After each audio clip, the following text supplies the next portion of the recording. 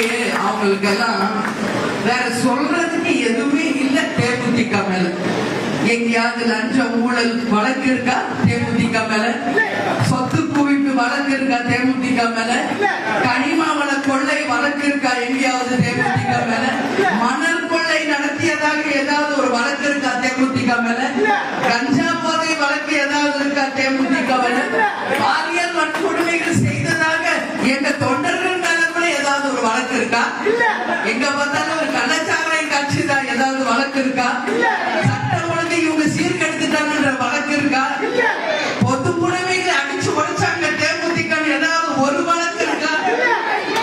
எதுவுமே இல்ல இல்ல இல்ல.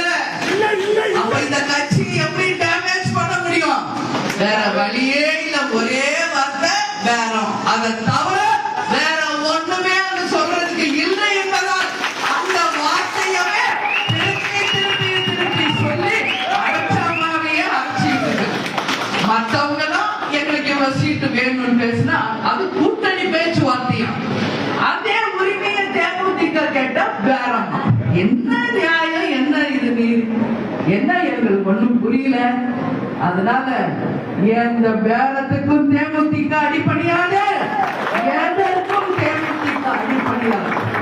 நெற்றி கண் பிறப்பிலும் குற்றம் குற்றமே என்று சொல்கின்ற பரம்பரையில் மதுரையில் பிறந்த வெற்றியின் மனைவியாக அதே தைரியத்தோடு அதே வீரத்தோடு அதே நேர்மையோடு யாருக்கும் எதற்கும் அஞ்சாமல் தேமுதிகவுக்கு என்று அந்த உரிமையும் அந்த நியாயத்தையும் தான் நாங்க பேசுவோமே ஒழிய நீங்க சொல்வது போல கீழ்த்தரமான கட்சி தேமுதிக இல்லை என்பதை ஆணித்தரமாக நான் பதிய வைக்கிறேன். அது என் கடைக்கோடியில் இருக்கும் என் தொண்டருக்கு அது தெரியும். அதனால கேப்டன் யாரு சிந்திச்சு பாருங்க. சொந்தமா சம்பாதிச்ச காசை மக்களுக்கு கொடுத்து கொடுத்து சிவத்த காரங்களுக்கு இன்னைக்கு விஜய பிரபாகர் ஏன் வரலன்னு நீங்க நினைக்கலாம். அவர் இன்னைக்கு மதுரையில இருக்காரு. அவர் தலைமையில இன்னைக்கு 3 கல்யாணம், திருமலை நாயக்கருக்கு பிறந்த நாள். அதனால சிலைக்கு மாலை போட போயிருக்காரு. அதனால தான் வர முடியல.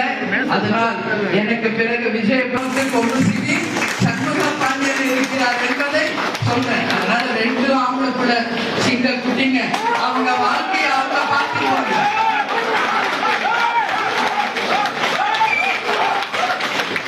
அவங்க 2 பேருக்கு ஒரு கல்யாணம் பண்ணி வச்சுட்டா உங்க அன்னைக்கு இறுதி மூச்சு வரைக்கும் ஒரே ஒரு வேலை தான், என் தொண்டர்களாக உங்களுக்காக வாழ்வது வாழ்வது வாழ்வது.